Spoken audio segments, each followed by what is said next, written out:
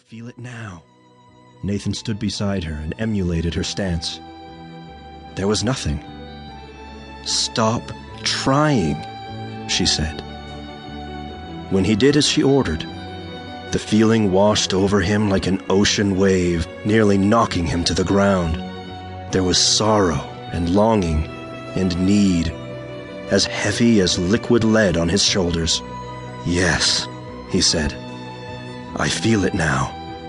Opening his eyes, he found Hannah smiling at him, her alabaster skin glowing in the moonlight, her luscious red lips curved into a smile.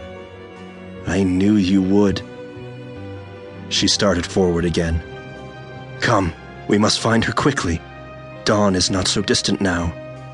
The sounds of the forest gave way to the more familiar sounds of a village. People snoring, dogs barking, two men whispering over a bottle, and an old woman complaining as she rose from her bed.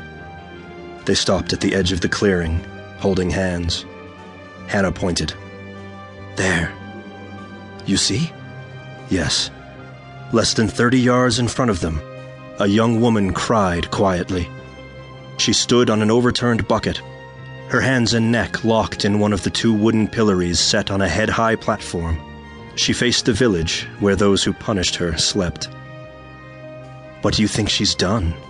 Nathan asked. Who's to say?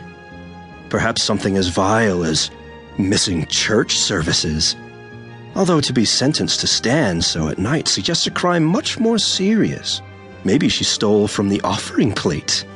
Why don't you ask her? She laughed. What if she screams? Hannah shrugged. We'll leave. She leaned closer. Don't you want a better look at her? She has slender ankles, at least. Bent over as she was, the woman's skirt drew up in the back, and the lower parts of her stocking-covered legs were revealed to indeed be slender. She shifted her weight from one foot to the other and back again. Nathan walked slowly forward, marveling at the way his perception of her sorrow grew as he neared. The wooden steps to the platform squeaked under his weight, and the aura of sadness emanating from the woman suddenly disappeared, to be replaced by apprehension. Who's there? The woman turned her head awkwardly to look up at him. Her long, blonde hair was stringy and wet with tears. He reached out and eased the hair away from her face. I'm Nathan Cotton, dear lady. There's no need to fear me. I don't know you. You're not from here. No. My sister and I were walking in the woods when we heard you crying. She strained to watch Hannah approach. Weren't you afraid of wild animals? He shook his head and smiled reassuringly. She glanced towards the village, then back at him.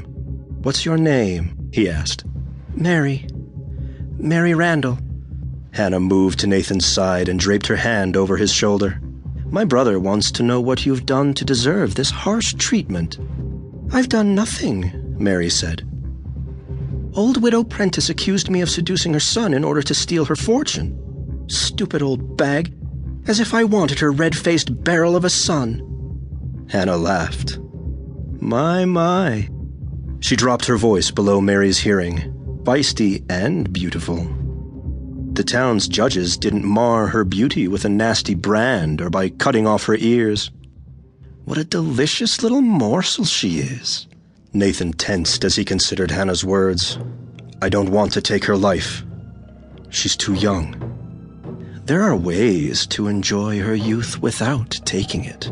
Hannah stroked his cheek with one finger. Are there? Oh, yes. I'll show you.